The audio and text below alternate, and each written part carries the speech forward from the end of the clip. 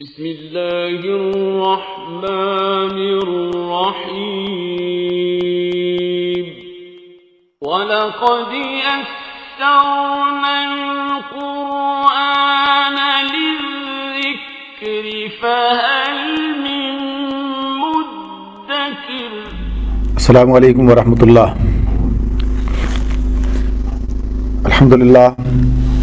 الحمدللہ وکفیٰ وسلام علی عبادہ الذین اصطفیٰ، اما بعد فاعوذ باللہ من الشیطان الرجیم، بسم اللہ الرحمن الرحیم۔ الحاقۃ ما الحاقہ وما ادراک ما الحاقہ۔ سورہ حاقہ کا آغاز ہو رہا ہے۔ سورہ حاقہ بھی مکی سورت ہے، اور اس کے بارے میں بھی یہ بات ہے کہ یہ مکی معظمہ کے ابتدائی دور کی نازل شدہ سورتوں میں سے ہے۔ اس کے مضامین میں مکی مکرمہ میں نازل ہونے والی صورتوں کا رنگ موجود ہے، خصوصیت سے آخرت کا بیان، اور دوسرے قرآن مجید کے اللہ تعالیٰ کی طرف سے نازل ہونے کی بات۔ اس صورت کے حوالے سے اس کے زمان نزول کا اندازہ اس بات سے بھی ہو جاتا ہے کہ جس میں حضرت عمر رضی اللہ تعالیٰ عنہ کی ایک روایت ہمارے سامنے آتی ہے۔ مسند احمد میں یہ روایت موجود ہے۔ وہ یہ کہتے ہیں کہ اسلام لانے سے پہلے ایک روز میں رسول اللہ صلی اللہ علیہ وسلم کو ستانے کے لیے، یعنی اس وقت تو مخالفت کا معاملہ تھا، گھر سے نکلا مگر آپ اس سے پہلے ہی مسجد حرام میں داخل ہو چکے تھے۔ میں پہنچا تو آپ نماز میں سورۃ الحاقہ پڑھ رہے تھے۔ میں آپ کے پیچھے کھڑا ہو گیا اور سننے لگا۔ قرآن کی شان کلام پر میں حیران ہو رہا تھا کہ میرے دل میں یکایک خیال آیا کہ یہ شخص ضرور شاعر ہے، جیسا کہ قریش کہتے ہیں۔ فوراً ہی حضور کی زبان سے یہ الفاظ ادا ہوئے، یہ ایک رسول کریم کا قول ہے، کسی شاعر کا قول نہیں ہے۔ میں نے اپنے دل میں کہا شاعر نہیں تو پھر کاہن ہے۔ اسی وقت زبان مبارک پر یہ الفاظ جاری ہوئے، اور نہ کسی کاہن کا قول ہے، تم لوگ کم ہی غور کرتے ہو، یہ تو رب العالمین کی طرف سے نازل ہوا ہے۔ یہ سن کر اسلام میرے دل میں گہرا اتر گیا۔ یعنی عمر رضی اللہ تعالیٰ نے بات کہتے ہیں۔ یہ الگ بات کہ اس کے بعد بھی کافی عرصہ گزرا ان کے اسلام قبول کرنے میں، لیکن یہ کہ مختلف واقعات انہیں متاثر کرتے رہے، یہ بات سامنے آتی ہے ان کے معاملے میں کہ وہ جو اپنی ارداد بیان کرتے ہیں اسے پتہ چلتا ہے کہ انسان پر اثر ہو رہا ہوتا ہے، آہستہ آہستہ اس کے دل پر چوٹ لگ رہی ہوتی ہے۔ کب مکمل تبدیلی آ جائے یہ اس وقت اللہ کا فیصلہ ہوتا ہے کہ کب پھر یہ تبدیلی آئے، تو وہ تبدیلی اس وقت آ گئی۔ آخری ضرب جب لگی جس نے ان کے ایمان کی منزل پر پہنچایا وہ تھی کہ جب انہوں نے اپنی بہن کے ساتھ جو سلوک کیا تھا کہ انہیں گھر پہ گئے تھے اور قرآن پڑھ رہی تھی، اور اس وقت انہوں نے بہنوئی کو مارا تھا، اور پھر درمیان بہن بھی آئی تھی، اور پھر اس وقت انہوں نے کہا تھا کہ تم کچھ بھی کر لو اب ایمان دل سے نہیں نکل سکتا ہے۔ تو پھر انہوں نے قرآن سننے پر آمادگی کا اظہار کیا، قرآن سنا اور ایمان لائے، سورۃ طٰہٰ سنی تھی۔ تو یہ بھی اس ایک چوٹ اس قرآن مجید یعنی اس سورت کو سننے کے بعد بھی عمر رضی اللہ تعالیٰ عنہ کے دل پر لگی ہے۔ قرآن کا یہ اپنا اعجاز ہے کہ اگر اس کے ساتھ درست تعلق قائم ہو جائے، آدمی سمجھے اس کو، اس پر غور کرے اور سلیم الفطرت ہو، یعنی اس کے اندر کوئی اور اس سے کوئی نفرت یا کوئی ایسا اغماض کا معاملہ نہ ہو، تو یہ اثر کرتا ہے۔ تو یہی بات ہے کہ اس کا اثر ہمارے سامنے مختلف روایتوں میں آتا ہے۔ تو بہرحال اس صورت کے میں 2 رکوع ہیں، اور جیسے پہلے عرض کیا کہ دونوں کے مضامین الگ ہیں۔ پہلا رکوع آخرت کے حوالے سے ہے، اس میں آخرت کی بات بیان ہو رہی ہے، اور دوسرے رکوع کے اندر قرآن مجید کے اللہ تعالیٰ کی طرف سے نازل ہونے اور نبی کرم صلی اللہ علیہ وسلم کے رسول برحق ہونے کے بارے میں۔ تو آئیے آگے یہ مضمون سامنے آتا ہے۔ الحاقۃ ما الحاقہ، ہونی شدنی۔ کیا ہے وہ ہونی شدنی؟ وما ادراک ما الحاقہ، اور تم کیا جانو کہ وہ کیا ہے ہونی شدنی۔ لفظ حقہ، الحاقہ جو استعمال ہوا ہے، حاقہ کے معنی ہیں وہ واقعہ جس کو لازماً پیش آ کر رہنا ہے، اس کا آنا یقینی ہے، اس کا آنا برحق ہے، وہ آ کر رہے گا، اس کے آنے میں کسی شک کا کوئی معاملہ نہیں ہے، کوئی شک نہیں ہے، کوئی گنجائش نہیں شک کی۔ تو یہ بات اسی سے آغاز کیا ہے اللہ تعالیٰ نے، الحاقہ۔ تو یہ قیامت کا یا کہ یہ قیامت کے ساتھ جتنی چیزیں جڑی ہوئی ہیں، قیامت، روز حشر، حساب، سب اس کے ساتھ جڑے ہیں، تو یہ اس کے بارے میں بات ہو رہی ہے کہ اس کا معاملہ کہ یہ ایک لازمی امر ہے، یہ کام ہو کر رہنا ہے۔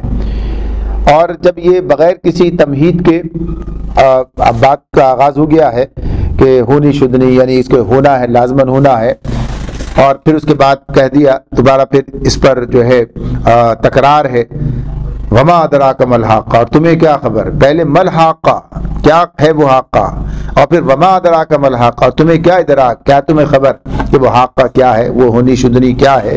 یہ بھی قرآن کا انداز ہے، کسی چیز پر توجہ دلانا اور اس پر لوگوں کو متوجہ کرنا، احساس کیا ہے وہ، پھر اس کے بعد دوبارہ تکرار کے ساتھ پھر کہا پھر کیا ہے وہ ہونی شدنی۔ تو اب اس سے مراد کیا بتا دیا گیا، جو لوگ آخرت کا انکار کر رہے تھے، یہ ان سے بات ہو رہی ہے کہ یہ ہے ہونی شدنی، اس کی بات ہو رہی ہے، یعنی یہ ہو کر رہے گی، اور پھر آگے اس کے بارے میں مزید دلائل جو ہیں وہ سامنے آتے ہیں۔ فرمایا کذبت ثمود وعاد بالقارعہ، سمود اور عاد نے اس اچانک ٹوٹ پڑنے والی آفت کو جھٹلایا۔ یہاں اس کا دوسرا نام قارعہ استعمال ہوا، یہاں حقہ پہلے آیت میں، اور اس کے بعد اب یہ تیسری آیت کے اندر، چوتھی آیت کے اندر اس کو قارعہ کا لفظ استعمال کر دیے۔ سورۃ القارعہ بھی ہے، اور اس میں القارعہ تو ملقارعہ، وہاں بھی اسی طرح کیا ہے وہ ٹوٹ پڑنے والی آفت، پھر ملقارعہ وہاں بھی کہا ہے۔ تو اس اعتبار سے یہ بھی اس کے ناموں میں سے ایک نام ہے۔ تو اس کے بارے میں کیا کہا، اس کا مطلب کیا ہے، قارعہ قرع عربی زبان میں ٹھوکنے، کوٹنے، کھڑکھڑا دینے، ایک چیز کو دوسری چیز پر مار دینے کے لیے بولا جاتا ہے۔ تو یہ بھی قیامت ہی کا دوسرا نام ہے، اس کی ہولناکی کا تصور دلانے کے لیے یہاں پہ بات ہو رہی ہے۔ تو فرمایا کہ کذبت ثمود وعاد بالقارعہ، کہ سمود اور عاد نے، یعنی یہ دو قومیں ہیں جن کا ذکر قرآن مجید میں کیا گیا کہ یہ سمود اور عاد دونوں کے دونوں یہ معذب قومیں جن پر اللہ کا عذاب نازل ہوا ہے۔ تو بتایا گیا کہ انہوں نے بھی جھٹلایا تھا۔ تو یہ بات بیان کرنے کا مطلب کیا ہے کہ جھٹلانے والوں کا انجام کیا ہوا، یہ بات ہو رہی ہے آگے یہ بات آ رہی ہے۔ تو اس میں کہا کہ یہ جو تم جھٹلا رہے ہو تو کوئی نئی بات نہیں ہے، یعنی یہ جو ہے تم سے پہلے بھی لوگوں نے جھٹلایا، مگر دیکھنے کی بات یہ ہے کہ جھٹلانے والوں کو کس نتیجے کا سامنا کرنا پڑا۔ کذبت ثمود وعاد بالقارعہ، تو انہوں نے جو ہے سمود اور عاد نے بھی اس کو قارعہ کو اچانک ٹوٹ پڑنے والی آفت کو جھٹلایا۔ فاما ثمود فاہلکوا بالطاغیہ، تو سمود ایک سخت حادثے سے ہلاک کیے گئے۔ سمود جو ہے فاہلکوا بالطاغیہ، اللہ تعالیٰ ان کے بارے میں یہ بات بتا رہے ہیں۔ تو اب یہ جو بات اس میں کہ اس کے ساتھ ہی کہ انہوں نے انکار کیا، جھٹلایا، اور پھر فوراً جو ہے اس عذاب کی بات بتائی کہ سمود ایک سخت حادثے سے ہلاک کیے گئے۔ تو اب یہ جو بات اس نے بیان ہوئی، اس کا مطلب کیا ہے کہ اس کا نتیجہ ہے، یعنی اس جھٹلانے کا نتیجہ۔ اچھا، جب یہ جھٹلانے کی بات ہوتی ہے اور اس کی بات مختلف مقامات پر الگ الگ سامنے آئی ہے، جہاں جہاں ان کے قصے بیان ہوئے ہیں، واقعات بیان ہوئے ہیں، کہ اس کو جھٹلانے کا نتیجہ کیا نکلتا، ایک بگاڑ کی صورت میں سامنے آتا ہے، ایک فساد کی صورت میں سامنے آتا ہے، اور پھر وہ بگاڑ اور فساد انہیں لے کر ڈوب جاتا ہے۔ یعنی یہ معاملہ جو ہے اس اعتبار سے جو بھی شخص ہو یا قوم ہو، جب وہ آخرت کے تصور سے خالی ہو جائے پھر اسے بگڑنے سے کوئی بچا نہیں سکتا ہے، کوئی اسے بچا نہیں سکتا ہے، اخلاقی بگاڑ بھی ہوگا، اور پھر وہ سارے بگاڑ جو ہیں ان کے اندر آئیں گے۔ تو یہ بات جو ہے اس کا نتیجہ پھر اللہ کے عذاب کی دعوت دینا ہے۔ تو شرک تو اپنی جگہ پر ہے ہی کہ اس کا نتیجہ ہے، اور اس کے ساتھ ساتھ یہ بھی کہ جو بگاڑ ان کی زندگیوں میں آتا ہے یہ انہیں دنیا کے اندر بھی عذاب کا مستحق بنا دیتا ہے۔ ورنہ یہ بات اپنی جگہ کہ شرک کا تو نتیجہ آخرت میں نکلے گا، یعنی وہاں پر جو اس کا عذاب ہے، وہاں پر جو اس کا نتیجہ ہے سامنے آ جائے گا۔ لیکن قوموں کا بگاڑ کیا تھا، یہ تھا کہ اس کی بنیاد پر، جو شرک کی بنیاد پر جو نظام زندگی ان کا بنا، اور آخرت کے تصور سے خالی ہو کر جو زندگی انہوں نے بسر کی وہ فساد سے بھرپور زندگی تھی، خرابی سے بھرپور زندگی تھی، ظلم کی زندگی تھی، اس کا نتیجہ اللہ کا عذاب دنیا میں آیا ان پر۔ فرمایا وَأَمَّا عَادٌ فَأُهْلِكُوا بِرِيحٍ صَرْصَرٍ عَاتِيَةٍ، اور عاد ایک بڑی شدید طوفانی آندھی سے تباہ کر دیے گئے۔ تو دونوں کی بات کی تھی، سمود اور عاد دونوں نے جھٹلایا، کذبت سمود وعاد بالقاریہ، تو سمود کی بات بتا دی، فأہلکوا بالطاغیہ کہ وہ ایک حادثے سے، ایک سخت حادثے سے ہلاک کر دیے گئے۔ اور یہاں ان کے بارے میں کیا کہا کہ عاد جو ہیں فأہلکوا بریح صرصر عاتیہ، ایک بڑی شدید طوفانی آندھی سے تباہ کر دیے گئے۔ سخرها علیہم 7 لیال و8 ایام وثمانية أيام حسوما فطر القوم فيها صرعا كأنهم أعجاز نخل خاوية، اللہ تعالیٰ نے اس کو مسلسل 7 رات اور 8 دن ان پر مسلط رکھا، 7 رات اور 8 دن پر مسلط رکھا۔ اور نتیجہ کیا نکلا؟ اللہ تعالیٰ بتا رہے ہیں تم وہاں ہوتے تو دیکھتے کہ وہ وہاں اس طرح پچھڑے پڑے ہیں جیسے وہ کھجور کے بوسیدہ تنے ہوں، گویا کھجور کے بوسیدہ تنے ہوں۔ آج آپ دیکھتے ہیں جب کوئی آندھی کچھ بھی نہیں ہے، کوئی اس کی حیثیت اس کے مقابلے میں نہیں ہے، یعنی یہ عذاب کی بات نہیں ہے یہ، پھر بھی جب یہ آتی ہے تو کیسی کیفیت ہوتی ہے انسانوں کی، کیا صورت ہے، ابھی ہوا تیز چل رہی ہے رات کو کیا، اور ایک مسلسل عمل، اور وہ ایسی آندھی جو کہ تباہی لے کر آئی تھی، جو سب کچھ برباد کرنے دینے کے لیے آئی، تو کیا نتیجہ کیا ہوتا، آدمی اسی سے گھبرا جاتا ہے اس سے۔ تو بتایا کہ یہ ان کے ساتھ ہوا، اور 7 راتیں اور 8 دن تک ان پر یہ مسلط رہی۔ تو فرمایا فطر القوم فیہا صرعا کانہم اعجاز نخل خاویہ، تم وہاں ہوتے تو دیکھتے کہ وہ وہاں اس طرح پچھڑے پڑے ہیں جیسے وہ کھجور کے بوسیدہ تنے ہوں، یعنی سب مر گئے، سب کا یہ حال ہوا، تباہی۔ اور فرمایا فہل تری لہم من باقیہ، اب کیا ان میں سے کوئی تمہیں باقی بچا نظر آتا ہے؟ ایسا مٹایا کہ ان کی نسل ہی ختم ہو گئی، ان کی جڑ ہی ختم کر دی اللہ نے۔ تو اللہ تعالیٰ بتاتے ہیں کہ جڑ سے مٹا دیا۔ کہا ہے کہ جب اللہ کا عذاب باز پر آتا ہے، لوط علیہ السلام کی قوم کے بارے میں بھی کہا کہ جڑ سے مٹا دیا۔ تو یہاں بھی ان کا معاملہ اللہ تعالیٰ کہتے ہیں کہ فہل تری لہم من باقیہ، کیا اب ان میں سے کوئی تمہیں بچا ہوا نظر آتا ہے، کوئی باقی بچا ہوا دکھتا ہے تمہیں؟ تو یہ واقعہ ہے کہ نہیں ہے۔ وجاء فرعون ومن قبله والمؤتفكات بالخاطئة، اور اسی خطائے عظیم کا ارتکاب فرعون اور اس سے پہلے کے لوگوں نے اور تلپٹ ہو جانے والی بستیوں نے کیا۔ یعنی ایک قوم کا معاملہ نہیں تھا، ہونا تو یہ چاہیے تھا کہ ایک گرا تو دوسرا ہوشیار ہو جاتا، ایک کے بعد دوسرا نصیحت پکڑ لیتا، عبرت حاصل کرتا، لیکن ہوا یہ کہ ایک کے بعد ایک گرتا گیا مگر ہوش میں نہیں آیا۔ یعنی صورتحال تو اب مزید یہ بتایا کہ فرعون کا معاملہ، تو فرعون کی بات بھی بتا دی، قرآن مجید میں تفصیل سے اس کا ذکر ہوا ہے، کیا کچھ اس نے کیا، اس کا کیا انجام ہوا۔ اور تلپٹ ہو جانے والی بستیوں سے مراد کیا ہے؟ لوط علیہ السلام کی بستی، قوم کا معاملہ، ان کا معاملہ جو ان کو تلپٹ کر دیا گیا، اٹھا کر اوپر سے نیچے پھینک دیا گیا، نیچے سے اوپر، اوپر سے نیچے، یعنی تلپٹ کا مطلب جو ہے، تو اسے یہ لوط علیہ السلام کی قوم کا معاملہ ہے، اور اس کے بارے میں مختلف صورتوں میں اس کا ذکر بھی ہمارے سامنے آ جاتا ہے۔ تو اللہ تعالیٰ فرماتے ہیں ان سب کا معاملہ کیا تھا؟ فَعَصَوْا رَسُولَ رَبِّهِمْ فَأَخَذَهُمْ أَخْذَةً رَابِيَةً، ان سب نے اپنے رب کے رسول کی بات نہ مانی، ان سب نے اپنے رب کے رسول کی بات نہ مانی تو اس نے ان کو بڑی سختی کے ساتھ پکڑا۔ یعنی اصل ان کا جرم کیا تھا؟ رسول کی مخالفت، انکار۔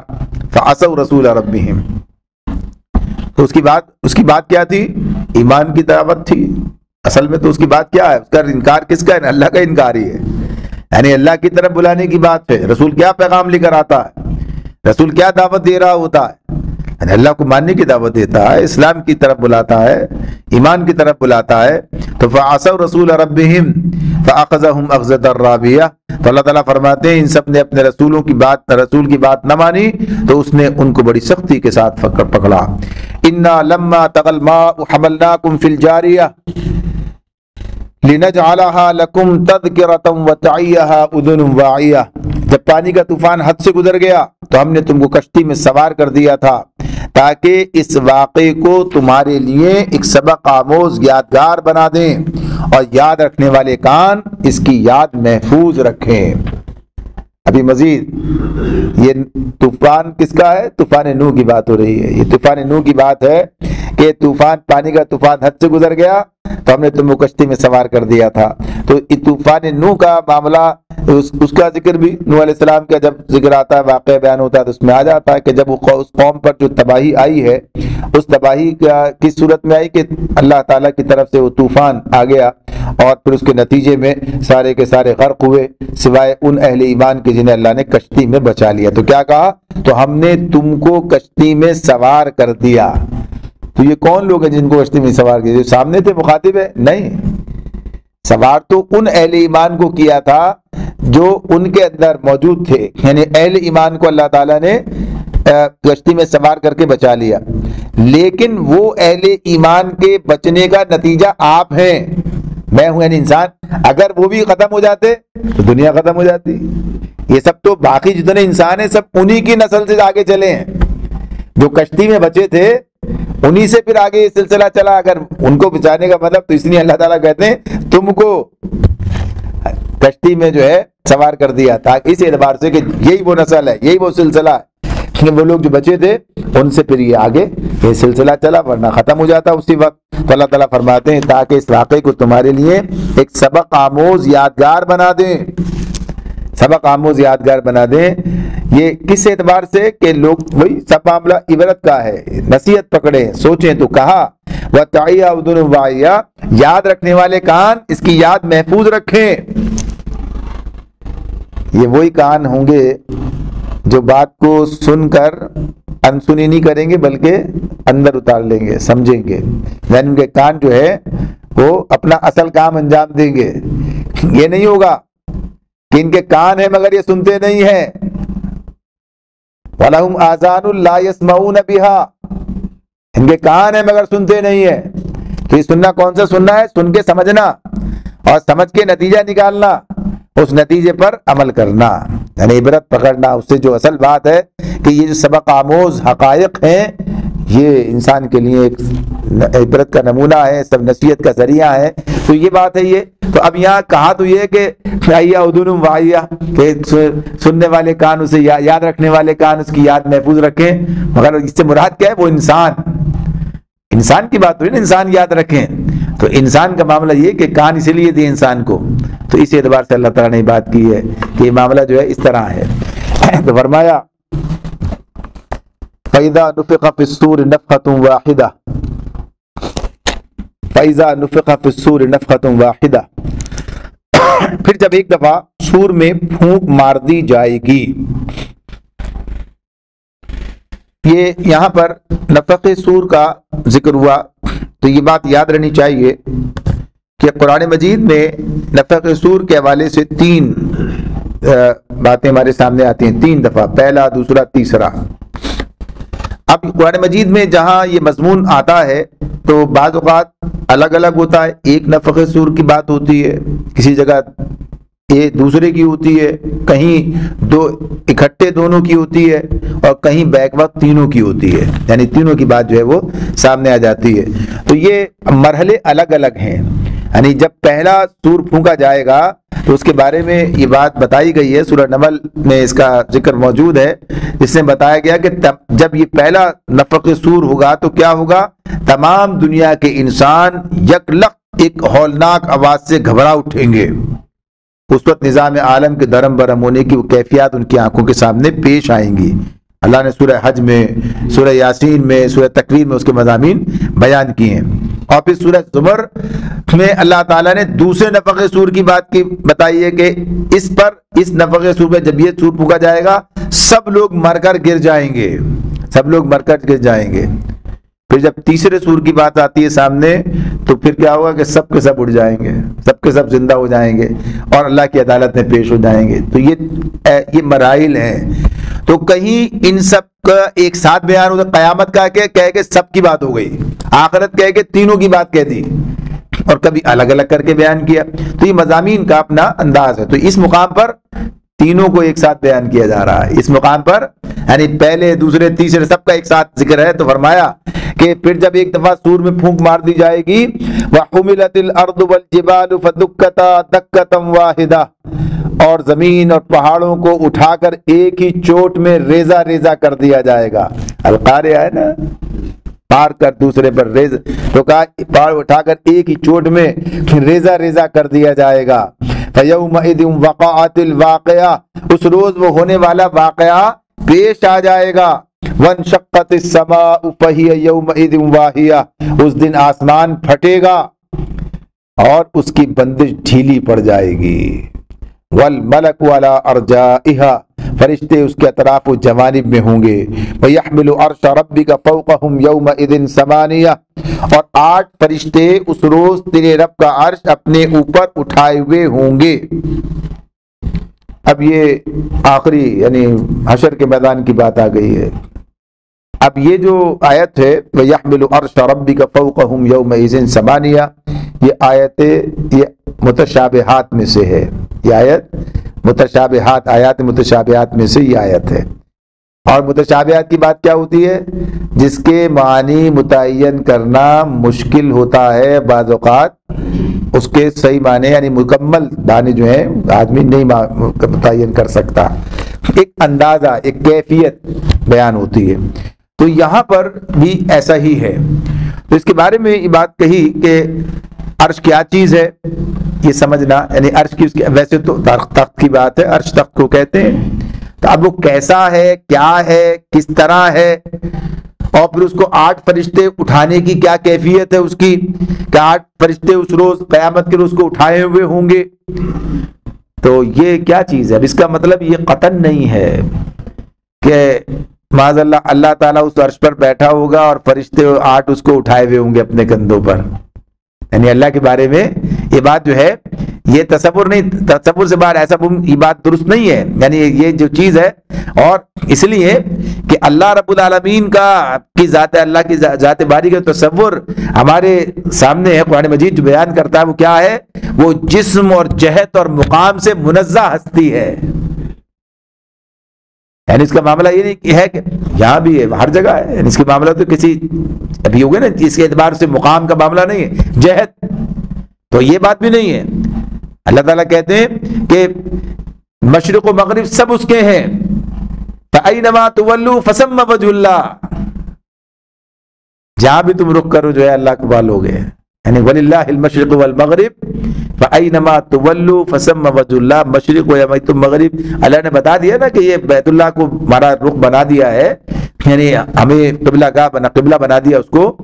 لیکن اللہ کا معاملہ کہ اللہ اس سمت میں ہی ہے، ایسا نہیں ہے. وَلِلَّهِ الْمَشْرِقُ وَالْمَغْرِبُ، مشرق مغرب سب اللہ کے لیے ہیں. اور جدھر بھی فَأَيْنَمَا تُوَلُّوا فَثَمَّ وَجْهُ اللَّهِ، جدھر بھی تم رخ کرو اللہ کو پالو گے. یہ تو اس حکم کی بنیاد پہ ادھر کرتے ہیں جو اللہ نے حکم دیا ہے کہ نماز پڑھو تو بیت اللہ کی طرف رخ کرو. تو غرض یہ کہ اس سے یہ معاملہ کہ کیا شکل ہے، کیا کیفیت ہے، یہ ہم نہیں سمجھ سکتے. البتہ یہ بات ہمارے سامنے رہنی چاہیے کہ اللہ تعالیٰ نے، یعنی جو قرآن مجید کا انداز ہمارے سامنے آتا ہے کہ قرآن مجید میں اللہ تعالیٰ کی حکومت، فرما روائی اور اس کے معاملات کا تصور دلانے کے لیے لوگوں کے سامنے وہی نقشہ پیش کیا گیا ہے جو دنیا میں بادشاہی کا نقشہ ہوتا ہے، اور وہ اصطلاحات استعمال کی گئی ہیں جو انسانی زبان میں سلطنت اور اس کے مظاہر اور لوازم کے لیے جو استعمال ہوتی ہیں. لیکن اللہ سے ماورا ہے، یہ تو سمجھانے کا معاملہ ہے، کسی حد تک بات سمجھ میں آ جائے. اور عام طور پر جب یہ عرش کی بات آتی ہے تو اس سے اللہ کی قدرت اور اس کے سارے اس پر نظام کے پر جو اس کا اختیار ہے اس کی ایک مظہر ہوتی ہے. جیسے کرسی کی بات ہے، یہ تخت کی بات ہوتی ہے، تو یہ بھی کیا اقتدار کی علامت کے طور پر سامنے آتی ہے بات. تو بہرحال اللہ تعالیٰ جانتے ہیں اس کا کیا معنی، واللہ اعلم بالصواب. تو یہ بات یہاں مکمل ہوئی. یومئذ تعرضون لا تخفی منکم خافیہ، وہ دن ہوگا جب تم لوگ پیش کیے جاؤ گے، اور فرمایا لا تخفی منکم خافیہ، تمہارا کوئی راز بھی چھپا نہ رہ جائے گا. وہ راز جو اللہ تعالیٰ نے آج چھپا رکھے ہیں، آج آپ کے راز سے میں واقف نہیں، میرے راز سے آپ واقف نہیں، اللہ نے پردہ رکھا ہے. اس کا بڑا فضل ہے، اس کا بڑا کرم ہے کہ اس نے انسانوں کا پردہ رکھا ہے. تو لیکن کل یہ پردہ چاک ہو جائے گا قیامت کے دن، اللہ یہ کہ اللہ ہی کسی کا وہاں بھی پردہ رکھ لے، اللہ یہ کہ رکھ لے اللہ تعالیٰ سب کا. اور خصوصاً ہمارا پردہ اللہ ہمارا کہ تو اس میں جو بات ہے تو فرمایا اس روز کسی جب تم پیش کیے جاؤ گے وہ دن ہوگا جب تمہارا کوئی راز بھی چھپا نہ رہ جائے گا. فَأَمَّا مَنْ أُوتِيَ كِتَابَهُ بِيَمِينِهِ فَيَقُولُ هَاؤُمُ اقْرَءُوا كِتَابِيَهْ. اب ایک منظر ہے یہاں پر سامنے جس کے دو رخ ہیں کہ وہاں کیا ہو رہا ہے حشر کے میدان میں. اللہ تعالیٰ فرماتے ہیں کہ اس وقت جس کا نامہ اعمال اس کے سیدھے ہاتھ میں دیا جائے گا، جس کا نامہ اعمال اس کے سیدھے ہاتھ میں دیا جائے گا، وہ کہے گا لو دیکھو پڑھو میرا نامہ اعمال. فیقول وہ کہے گا ہاؤم اقرؤوا کتابیہ، پڑھو یہ میری کتاب، پڑھو یہ میرا نامہ اعمال. اب یہ جو مناظر ہیں یہ بڑے انسان کے لیے حوصلہ افزائی کے بھی ہیں، حوصلہ شکن بھی ہیں. دونوں منظر سامنے آتے ہیں اس کے اندر. تو اس اعتبار سے سبق سیکھنا، اس کو سمجھنا، جاننا. قرآن مجید میں جگہ جگہ یہ بات بتائی گئی ہے آخرت کے لیے جو اللہ تعالیٰ کا انتظام ہے، یعنی آخرت کے مقدمے کی حوالے سے کیا کیا تیاری ہے. تو اللہ نے جو فرشتے مقرر کر رکھے ہیں جو اس کے لیے اس کے نامہ اعمال کو تیار کر رہے ہیں، کرامن کاتبین یعلمون ما تفعلون. تو انفطار میں مضمون ہمارے سامنے آئے گا. تو دو معزز کاتب جو جانتے ہیں جو تم کرتے ہو، یعنی وہ لکھ رہے ہیں، ان کا کام یہی ہے. تو نامہ اعمال تیار کیا جا رہا ہے. تو یہ کون سا نامہ اعمال ہے؟ جو انسان کرتا ہے وہ اس میں لکھا جاتا ہے، کچھ اور نہیں لکھتے. جو انسان کرتا ہے وہ اس میں لکھ دیا جاتا ہے. یعنی جو اثرات مرتب ہو رہے ہیں سب جگہ، وہ ویسے تو کہتے ہیں نا ہر چیز کا ایک پڑتا ہے اثر، اس کا جو نقش ہے وہ سب چیز میں سب ہو رہا ہے. تو یہ جو ہے چیز وہ لکھ رہے ہیں، اس کو اللہ تعالیٰ خود بھی دیکھتا ہے. جس میں جائے سب بھی گواہی دینے کے لیے موجود ہوں گے وہاں پر جن ہاتھوں پیروں سے کام ہو رہا ہے. تو غرض یہ کہ بہرحال نامہ اعمال ہے، نامہ اعمال کا ذکر بار بار آتا ہے. سورہ بنی اسرائیل میں اللہ تعالیٰ نے یہ بات بتائی ہے وہاں پر کہ سورہ بنی اسرائیل میں کہ حشر کے دن جو ہے یہ اللہ تعالیٰ یہ نوشتہ یہ کتاب نکال کے لائے گا اور کہے گا پڑھ اقرأ کتابک، پڑھ اپنی کتاب. کتابک تیری کتاب. تیری کتاب کیوں؟ ظاہر جو لکھوایا وہی لکھا گیا، اس میں جو کیا ہے وہ لکھا ہے نا. تو زبردستی تو نہیں ہے، یہ اپنی طرف سے تو کچھ بھی نہیں. اقرأ کتابک، پڑھ اپنی کتاب. کفا بنفسک اليوم علیک حسیبا، آج اپنا حساب لگانے کے لیے تو خود کافی ہے. تو یہ بات ہے، یہ مضمون ہے جو اس طرح ہمارے سامنے آتا ہے. تو اللہ تعالیٰ فرماتے ہیں کہ اس وقت جس کا نامہ اعمال اس کے سیدھے ہاتھ میں دیا جائے گا وہ کہے گا لو دیکھو پڑھو میرا نامہ اعمال. اب یہ سیدھے ہاتھ میں اور آگے بات آئے گی الٹے ہاتھ میں، دائیں اور بائیں کی بات ہے. یہ دائیں ہاتھ میں دیا جائے گا، بائیں ہاتھ میں دیا جائے گا. تو یہ جو سیدھے ہاتھ میں دیا جا رہا ہے اس کی بات ہو رہی ہے. اس میں یہ بات بتائی جا رہی ہے، یعنی یہ بات ہمارے سامنے آتی ہے قرآن مجید کے اس مطالعے سے کہ نیک لوگوں کا نامہ اعمال سیدھے ہاتھ میں دیا جائے گا. نیک لوگوں کا نامہ اعمال یعنی ایسا نامہ اعمال جو کامیابی کی خبر دے رہا ہوگا. نیک لوگوں کا نامہ اعمال ہے، یعنی اس کے سیدھے ہاتھ میں نامہ اعمال دیا گیا تو اس کا مطلب یہ ہوا کہ اس کا حساب بے باک ہے، اللہ تعالیٰ کی بارگاہ میں وہ کامیاب ہو گیا ہے. تو سیدھے ہاتھ میں نامہ اعمال کا مل جانا خود اس بات کی خبر ہے، خود اس بات کی خبر ہے کہ سیدھے ہاتھ میں نامہ اعمال ملا. تو اب اس کا یہ نتیجہ، اس کی یہ جو بات ہے یہ سامنے آ رہی ہے کہ یہ تو اب اس کی کیفیت، یہ منظر ہمارا ہو، اللہ تعالیٰ اب اس کو ہمارے ہاتھ میں، ہمارا نامہ اعمال ہمارے سیدھے ہاتھ میں ملے. تو اللہ تعالیٰ فرماتے ہیں اس وقت جس کا نامہ اعمال اس کے سیدھے ہاتھ میں دیا جائے گا تو وہ کہے گا فیقول ہاؤم اقرؤوا کتابیہ، لو دیکھو پڑھو میرا نامہ اعمال. یہ کیا کیفیت ہے؟ بالکل وہی کیفیت ہے آج دنیا میں ایک کامیاب ہونے والے کی ہوتی ہے. جب کامیابی حاصل ہوتی ہے، رزلٹ آتا ہے اور کامیابی کا ہو تو سب کو دکھایا جاتا ہے. دیکھیں یعنی اپنے جو لوگ ہوتے ہیں جن کے سے داد چاہیے دکھا رہے ہوتے ہیں اور نہ ہو تو چھپا رہے ہوتے ہیں. تو یہی کیفیت ہے. تو اللہ تعالیٰ فرماتے ہیں اب اس کے بعد جو اب کانٹے کی بات یہ ہے کیا آگے، انی ظننت انی ملاق حسابیہ. وہ شخص کہے گا پڑھو میرا نامہ اعمال، یہ اور پھر کیا، انی ظننت انی ملاق حسابیہ، میں سمجھتا تھا، انی ظننت میں سمجھتا تھا، انی ملاق حسابیہ مجھے ضرور اپنا حساب ملنے والا ہے، مجھے ضرور اپنا حساب ملنے والا. یعنی یہ جو آج یہ کامیابی حاصل ہوئی ہے اس کی بنیاد کیا ہے؟ اچھا یہ بات آج بتائی جا رہی ہے، کیوں بتائی جا رہی ہے؟ اس لیے بتائی جا رہی ہے کہ یہ ہے راستہ، یعنی یہ بات آج بتائی جائے. وہاں تو بتانے کا معاملہ جو ہے صرف اس اعتبار سے ہے کہ ایک حقیقت کا اظہار ہو رہا ہے، ورنہ فائدہ تو کچھ نہیں ہوگا اس کا. کسی کو فائدہ ہوا اچھا یہ ہے ان کی کامیابی کا راز. آج دنیا ہم دیکھتے ہیں نا، کسی کو کامیاب دیکھتے ہیں پوچھتے ہیں بھائی ان کی کامیابی کا راز کیا ہے، اور اس راز سے معلوم کرنے کا مقصد کیا ہوتا ہے؟ یہ کامیاب کاروبار میں کسی بھی جگہ کسی بھی حوالے سے ایک کامیاب زندگی کا جو تصور جو بھی آدمی اپنے ذہن میں رکھتا ہے، تو اس اعتبار سے جو کامیاب افراد ہیں پھر وہ جاننا چاہتا ہے کہ ان کی کامیابی کا راز کیا ہے، یہ کیا ہیں وہ باتیں جن پر عمل کر کے یہ کامیاب ہو گئے، ہم بھی کریں. یہی مطلب ہے نا اس کا مقصد کیا ہے؟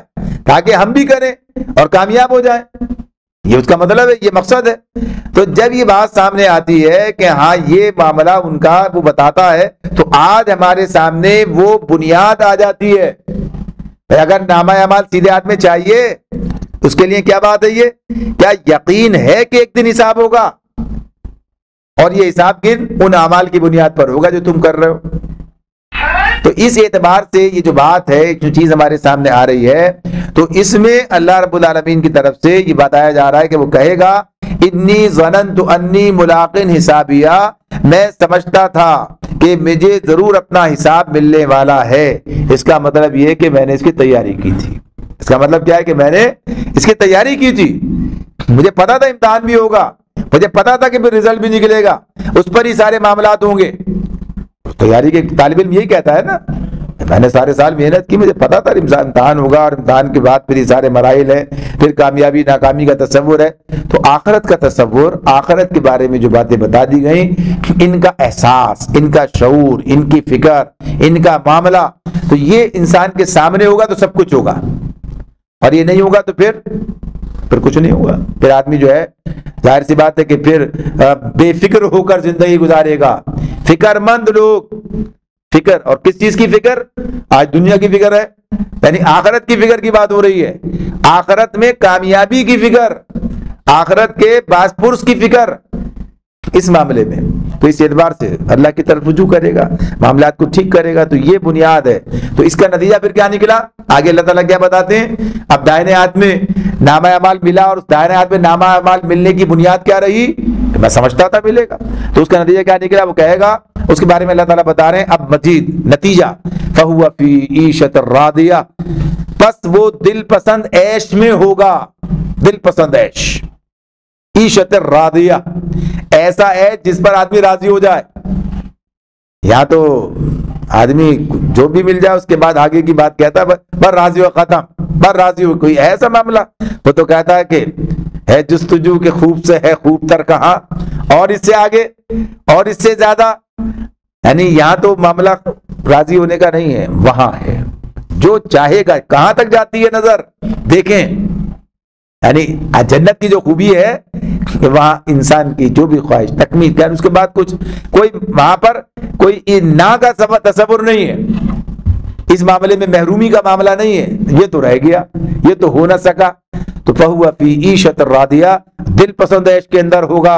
اور وہ کہاں ہوگا؟ فی جنت عالیہ، عالی مقام جنت میں. یعنی دل پسند عیش کا جگہ کون سی ہے؟ عالی مقام جنت ہے. فی جنت عالیہ قطوفها دانیہ، جس کے پھلوں کے گچھے جھکے پڑے ہوں گے. کلوا واشربوا ہنیم بما اسلفتم فی الایام الخالیہ، اپنے ان اعمال کے صلے میں، اس کے بدلے میں جو تم نے گزرے ہوئے دنوں میں کیے ہیں. اب یہ جو بات ہے اللہ تعالیٰ ان لوگوں سے، یہ جن کے نامہ اعمال دائیں ہاتھ میں دیا گیا، اور کامیاب لوگ جو سمجھتے تھے کہ ہاں ایک دن حساب ہوگا، اس کی تیاری کی تھی اور پھر اس کا نتیجہ جنت میں آ گئے، تو ان سے کہا جا رہا ہے کلو واشربو، کھاؤ اور پیو، ہنیم، خوشی کے ساتھ، آزادی کے ساتھ، مزے کے ساتھ، بما اسلفتم فی الایام الخالیہ، اپنے ان اعمال کے نتیجے میں، صلے میں جو تم نے گزرے ہوئے دنوں میں یعنی دنیا میں کیے تھے. اب یہ جو مضمون اس کے اندر بیان ہوا ہے، حالانکہ یہ بات اپنی جگہ بتا دی ہے نبی صلی اللہ علیہ وسلم نے، اور واقعہ ہے، یعنی چیز اور قرآن مجید سے بھی سامنے آ جاتی ہے کہ انسان جنت کا استحقاق اپنے عمل کی بنیاد پر حاصل نہیں کر سکتا کہ یہ جنت تو یہ کام کیا تو جنت مجھے ملی ہے، اس کا یہ ہے جنت حاصل کرنے کے لیے یہ قیمت دی ہے، جنت لی ہے. ایسا نہیں ہے، ایسا نہیں. جنت تو اللہ تعالیٰ کا فضل ہے، اس کی نعمت ہے، اس کا انعام ہے، اس کا انعام ہے. لیکن یہ فضل اور اس نعمت کا مستحق بننا، اس انعام کا مستحق بننا، یہ اس کی بنیاد انسان کا عمل ہے، اس کی بنیاد انسان کا عمل ہے. اللہ کی رحمت کا نتیجہ ہے، لیکن رحمت کا مستحق بننا یہ نیک اعمال کا نتیجہ ہے. جو لوگ اللہ کے غضب کو دعوت دیں گے، اللہ کے غضب کو دعوت دیں گے تو رحمت کہاں سے آئے گی؟ تو وہ عمل کرنا جس کے نتیجے میں اللہ کی مہربانی ہو، اس کا فضل انسانوں پر ہو، تو یہ اللہ کا گویا کہ یہ بندوں پر مزید فضل انعام ہے. وہ کہتا تمہارے اعمال کے صلے میں جاؤ. یعنی اسی اعتبار سے عزت افزائی کی بات ہو رہی ہے یہ، ورنہ بات بنیادی یہی ہے کہ یہ اللہ کا فضل ہے اور اللہ کی طرف سے عطا، انعام، عنایت ہے. انسان کا عمل بہرحال اپنے آپ کو اس بات کا مستحق بناتا ہے کہ اللہ کی رحمت اس پر ہو اور اس کا انعام اسے ملے. اللہ ہم سب کو اس کا جو ہے مستحق بنا دے. وآخر دعوانا ان الحمدللہ رب العالمین.